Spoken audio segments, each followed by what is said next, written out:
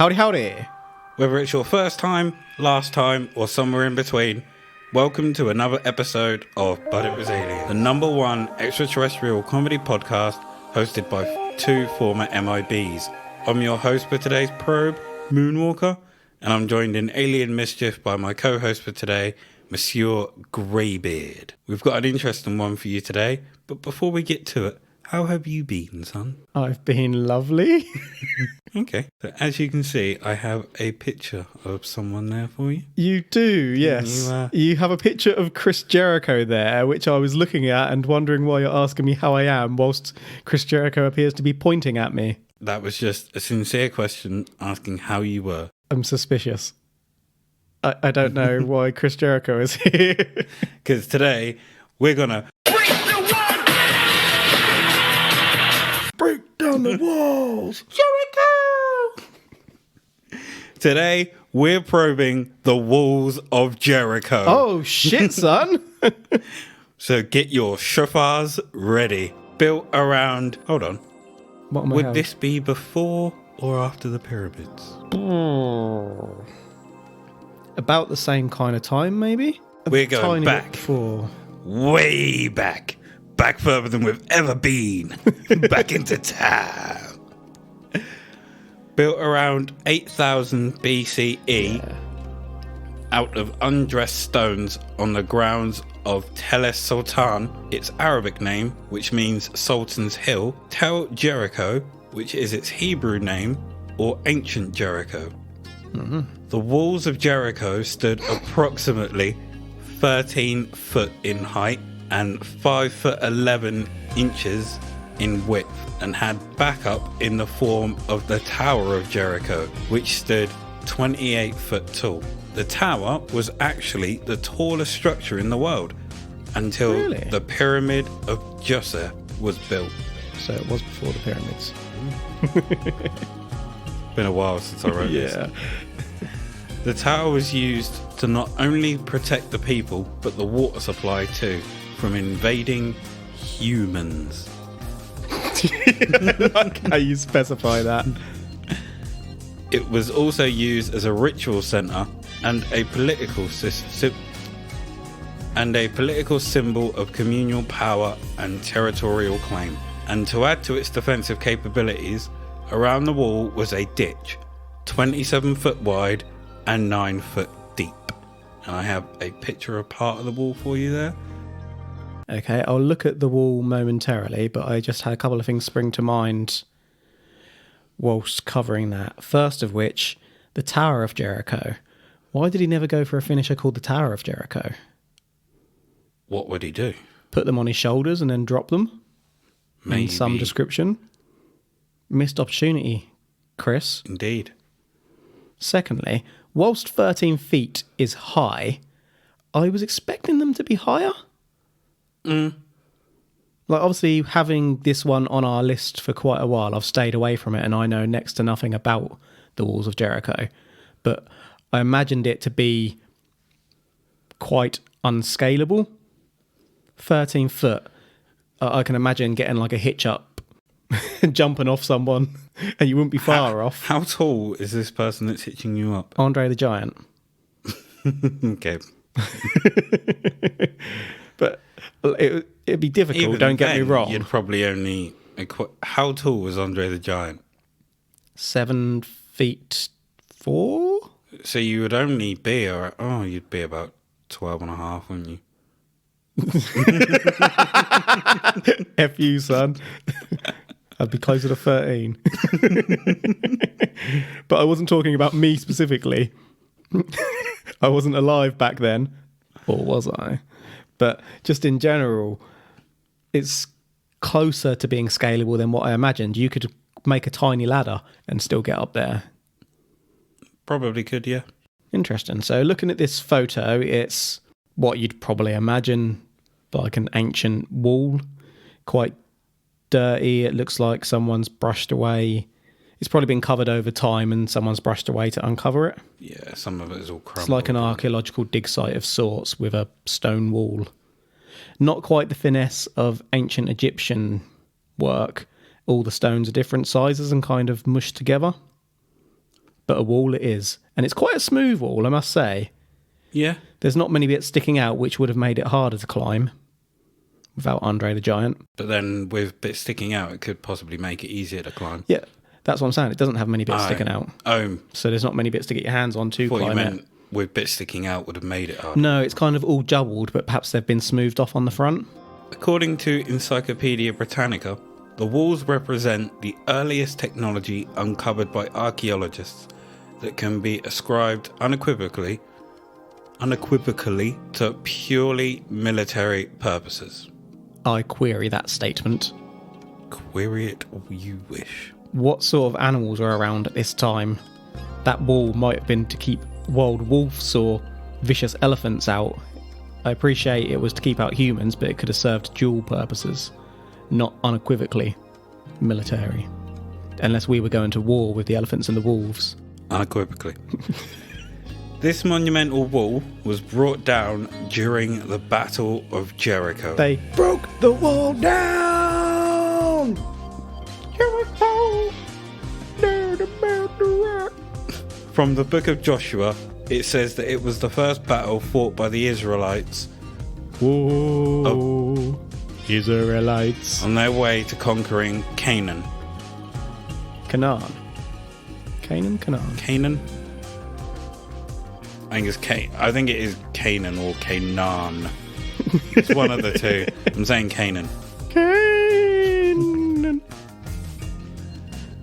How they did this is they marched every day for a week around the walls, and as they did, the priests carried the Ark of the Covenant. Say what?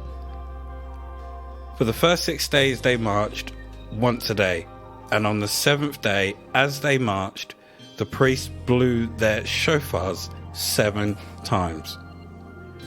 Shofars, which are ram's horns. I'm glad you clarified. The Israelites let out an almighty shout, and the walls fell. They then proceeded to enter the city and kill every man, woman, child, sheep, oxen, and donkey they could find, sparing only the lives of the spies they had inside the city and the family that helped to shelter them. What the hell? Why would you kill the animals? What did the donkey do? Donkey? Yeah, to be fair, he's probably annoying. But what did the oxen do? And the sheep? And I'd begrudge the children, but I guess I can understand about wiping out your enemies whilst I don't support it. But Makes surely sense. you could just utilise the animals as resources. But rewinding past that, what the frick? This is from the Bible. Well, it's from the story of Jericho. They carried the Ark of the Covenant. I was about to say, I've not read the Bible to know if this is in the Bible. So, did the wall come down through the power of the Ark of the Covenant, or is it the power of the horns and like sound vibrations? Or is it both? Maybe the Ark of the Covenant was like a really big amp, so it amplified the horns. And that's why all the people were screaming and shit. And the sound waves were travelling forward, hence why the people who were blowing the horns didn't burst themselves in the eardrum capacity. I was about to say they burst. I'm clutching to try and understand this scientifically. It's either that or they're laser beams. Fricking lasers. So how can a wall with defensive stats higher than the 5th Kazakage get toppled? Well, we know that glass can be shattered by sound, and when that sound hits the right frequency, but stone is made from different materials, so hitting that right frequency is less likely due to each material. Here's what I found. Did my Siri just go off for some reason? I don't know what's happened there. What did it find? I don't know, I clicked off it. It's gone. Apologies. It's all right. I told my Siri remains a diva. So the stones would have had different materials, so the frequencies would have been different for each stone. and would act as a dampener to the others. Taken from the abstract, in an article on mechanical properties of granite under ultrasonic vibration, the new technique of using ultrasonic vibration to break hard rock is still in the experimental stage, but it has significant potential for improving the efficiency of hard rock crushing. And this was in 2019. So in 2019, they are talking about the experimental stages of ultrasonic vibration technology. Yet we've got this potentially going on in 8000 BCE. That we do. Okay, I'm just going to sit back, relax, and believe. Were the Israelites able to manifest power beyond their current capabilities? If so, how? I think I see where this one is going. Let's look at the shofar. Yay, I get it. What? We've got a picture of a man blowing a ram's horn. It's quite lengthy. What do you reckon? Probably around 3 to 4 feet in length. I'd kind say of about curly. 2.5, 3 foot. It's longer than his arm. Just. Regardless, I'm intrigued as to who this man is. He's got like a hat on. I don't know how to describe that hat. It's almost like a religious hat, but it's not a skull cap. But he's really giving it a blow. That's quite the horn blow. I can imagine the sound is hard to picture that man taking down the walls of Jericho. What if there was more of him? 7 of them. Very hard to imagine with that horn. I need to understand more about the Ark of the Covenant, I think. So these shofars are blown by experts known as Baal Tokeh or Baal Teke, Master of the Blast. Master Blaster. And it is a huge honor. Ooh. The shofars themselves are made of ram's horns and have no pitch altering capabilities themselves. So it is all accomplished by the user. Were these horns a weapon gifted from beings of another world? It's a crazy notion, isn't it? Incredibly, yeah. But I've kind of already got there in my mind thinking that whatever the Ark is, that's like some sort of alien amplifying tech. Well, how about the Ark of the Covenant? How about it? Here's a picture of it for you. Okay, so it's kind of like in Indy, isn't it? Mm-hmm. So it's a big box, essentially. Big golden kind of box with 2 curtain poles, one on either side of the box, and then 2 winged angelic creatures, possibly angels, kneeling with their wings touching tips. Okay, in this next bit, you're going to have to excuse my pronunciation of some of these names. I look forward to this. In the book of Exodus, Moses is said to have created the ark with the help of Bezalel and Aholiab. Is Bezalel a fallen angel? Are you thinking Azazel? I'm not thinking Or Azazel. Beelzebub? I'm probably thinking of a mixture of the two, but Bezalel sounds familiar. Not to me. Exodus. Not to say that I know every name of every fallen angel, but Mister hasn't read the Bible. it doesn't sound familiar. Okay. However, in the book of Deuteronomy, it's believed that Moses solely created the ark himself. But whoever created it is unimportant compared to what it housed. Not only did it house the 10 Commandments, but it also housed the Aaron's rod.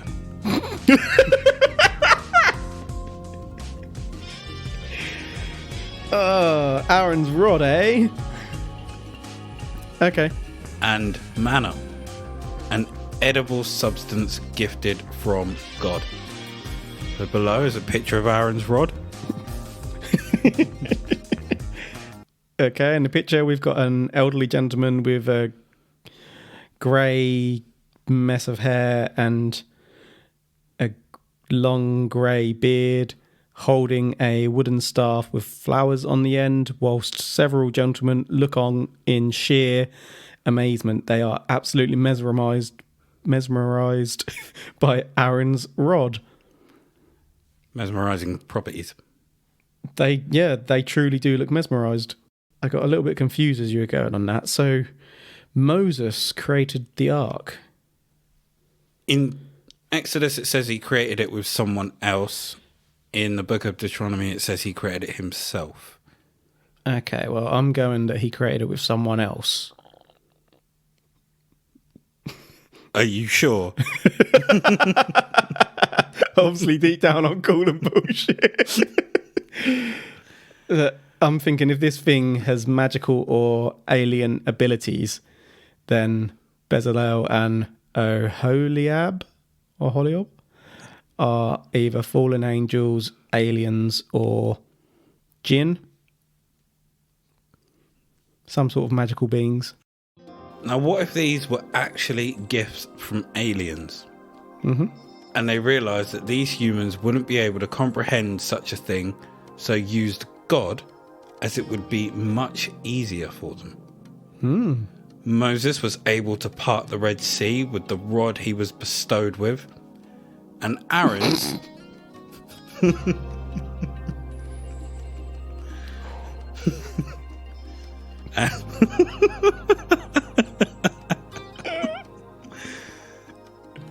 brings a whole new meaning to it now. Bestowed with a lengthy rod. And Aaron's, when dropped, turned into snakes, which devoured the Pharaoh's sorcerer's rods when they did the same.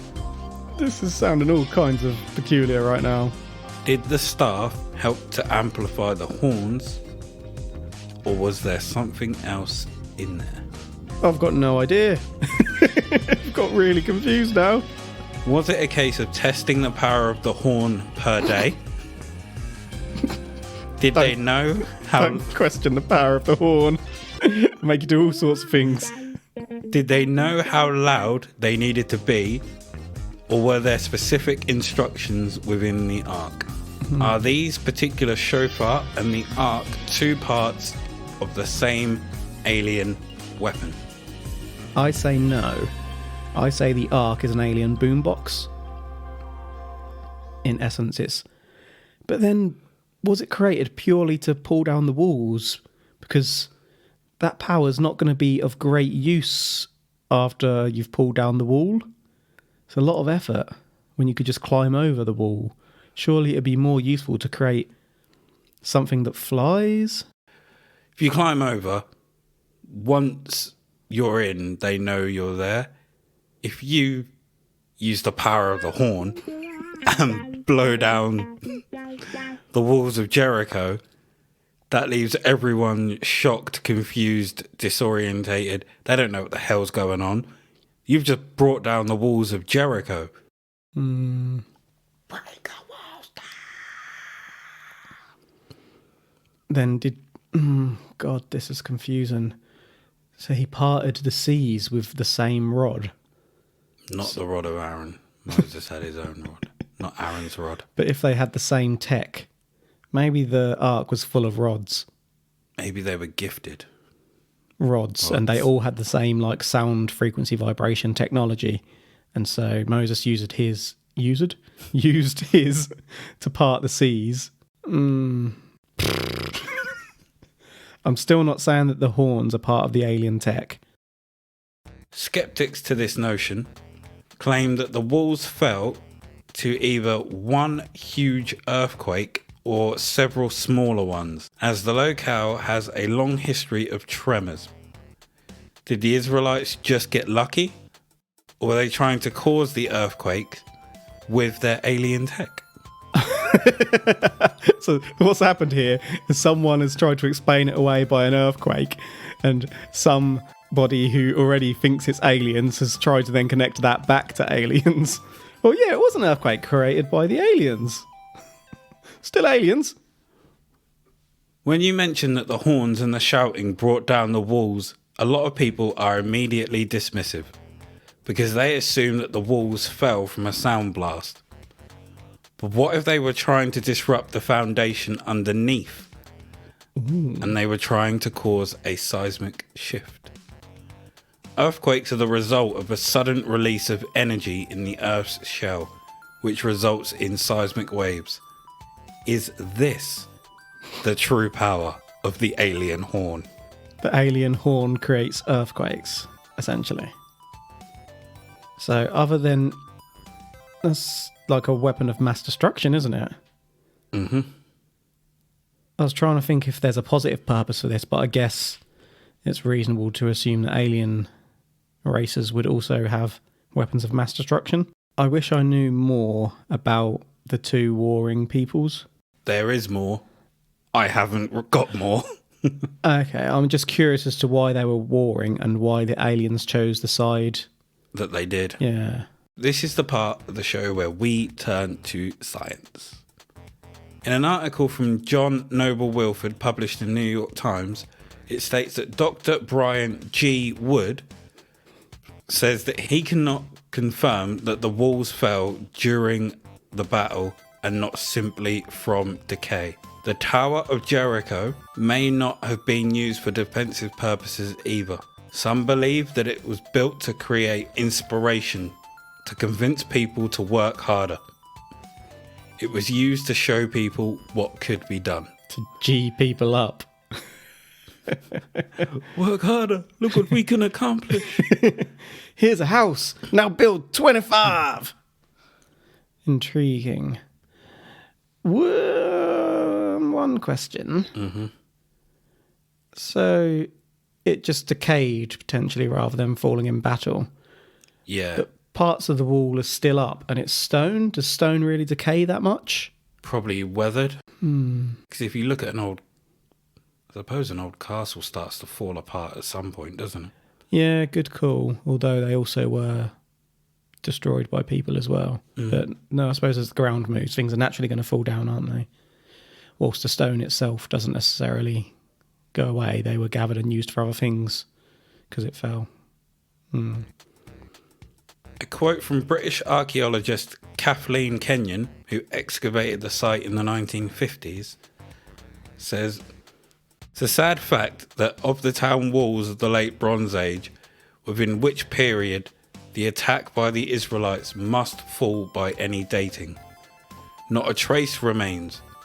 The excavation of Jericho therefore has thrown no light on the walls of Jericho, of which the destruction is so vividly described in the book of Joshua. There are also some who believe that she was wrong, and that a more detailed look into excavations throughout the century show that she has made a discrepancy in the dates, and that the destruction takes place at the exact time as it says in the Bible." So, yes, this was in the Bible. So the Bible is accurate around this element, certainly then. Apparently so. The Bible's a funny thing, isn't it? It's put together of so many different accounts and whatnot. And it's hard to know what would be factual, what could potentially be changed over time. Obviously, there are other religious texts predating the Bible that contain the same kinds of stories and whatnot. But you'd imagine something monumental like a wall going down probably would be documented. Mm-hmm. But then, like we say, there could be stories. And history has taught us that the victor can dictate how the story goes. Mm-hmm. So if they won the battle, per se, they could say, we did it this way. Are there aliens in the Bible? Not to say that it was an alien tech. I'm still suspicious as to who gave them this tech in the first place. Who are these people that worked on the Ark of the Covenant? I'm quite fixated on that. I want to know more. Because that's the crux of this story. Where did that shit come from? They were gifts from God. But what if God wasn't God? Dum, dum, dum. That is basically ancient astronaut theory. Taken from an article from Dr. Wood in 1999, he seems to change his mind from what he found in the early 90s. So that first quote I read out earlier, he's changed his mind. He's backtracked. He's damn, I was wrong. Jericho was once thought to be a Bible problem because of disagreement between archaeology and the Bible. When the archaeology is correctly interpreted, however, just the opposite is the case. The archaeological evidence supports the historical accuracy of the biblical account in every detail. Every aspect of the story that could possibly be verified by the findings of archaeology is in fact verified. Okay, so basically what's been verified is the time period in which this happened. Because you can't really tell anything else by archaeology, can you? There's a wall and it came down on this date. That doesn't tell us how or why. He says it does. And the Bible only says that it was the two peoples, doesn't it? Mm-hmm. I can't even recall what they were called now. Oh, gosh, it's just gone from me. Israelites. And Canaan? Yeah. There are many... Oh, go on. I just want to know who the Canaan are, really. I don't know anything about them, and it's quite hard to come up with alternative theories here without knowing about them. True. What did they do to make... The Israelites so pissy? Yeah. Essentially, just that. Did they, kidnap their princess, or... What made them seek out alien help? Use alien tech? Why weren't the aliens supporting them? What if they just wanted to test their technology? What if they don't actually care what happens? This is just an experimental playground to them where they can, test the things they've came up with. They don't care how. Yeah, you folks all go kill each other. We're fine with that. We just want to see if it actually works. There are many ideas as to how the walls of Jericho came down. Both Garstang and Kenyon found evidence of earthquake activity at the time that the city met its end. Intriguing. If God did use an earthquake to accomplish his purposes that day, it was still a miracle since it happened at precisely the right moment and was manifested in such a way as to protect Rahab's house. No matter what agency God used, it was ultimately he who, through the faith of the Israelites, brought the walls down. After the people had marched around them for 7 days, it was by the faith the walls of Jericho fell down. No, we can't even verify that an earthquake just happened and wiped out this civilization and the Israelites came along and reaped the benefits a couple of weeks later or something. We can't prove that one way or the other. All we know is that there was a wall there and then there was no longer a wall there. Are you trying to evidence say of an earthquake that their faith in God didn't reward them with alien technology to blow down the walls of Jericho? Yes, because if they had faith in God, but aliens rewarded them, it wouldn't be the faith in God that rewarded them, it'd be the aliens. How did they know those aliens weren't messengers of God? If they were... What if they told them we are the messengers of God? Stop throwing so many questions at me. You're getting my mind in a fuddle. Derailed my argument now. No.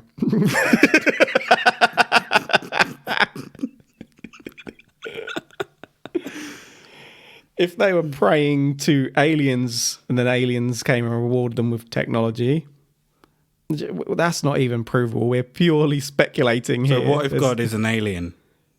Would they have not prayed to an alien and then aliens came down and gave them the tech? That's a better argument. Still not buying it, but but it's better. We've come to the part of the show where we find out if Greybeard will try and squirm his way out of saying but it was aliens. Squirm yourself. Is this aliens? I suppose the question I'm asking, is it aliens? Was alien technology used to bring down the walls of Jericho? I really like the idea of that. It's interesting when you can apply our sciences to things that have happened to understand technology we don't have. But I can't say that it was aliens.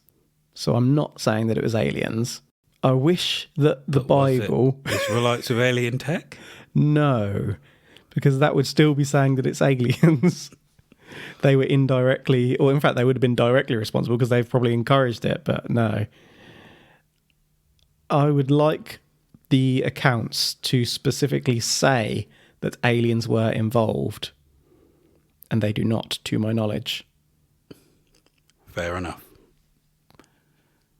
Well, I, on the other hand, can't bring myself to say it was aliens either. Squirmer.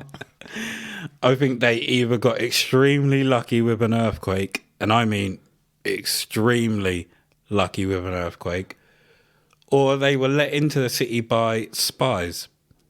As I mentioned earlier, that spies were... Yeah, you did, yeah. In it. So they were let in, and the horns were used to message them. It was a signal. Good call. So I don't believe they had alien technology at all. They just found a smart way of getting people in there beforehand and getting themselves in by manipulating people. Kind of Trojan-esque. Yeah, like the Trojan horse. Makes sense. Thank you for listening to us today as we took a trip way back. Back into time. We appreciate every one of you. Even you, Nick. You're my boy, Nick. Stephanie. How's that feel? So before we go, I'd just like to share with you the facts of Jericho. Nice. Number 1. Owen Hart was his wrestling inspiration. Number 2. He first competed under Cowboy Chris Jericho. Before he was Lionheart? Didn't know that. He was the first undisputed WWF champion. He has released 8 albums with his band Fozzy. At time of recording. One of which was a live album. And Chris Jericho loves this podcast. Okay, number 5 was a lie, but let's make it real. He actually had on his podcast not too long ago someone who is like known for UFO stories and whatnot, like a UFO researcher. One of the bigger serious podcasts in the field. So, and he does like paranormal stuff. So it's not beyond reason that he would love us if he ever found out about us. Tell him. Tell him. That's it from us today. Remember, the truth is up there.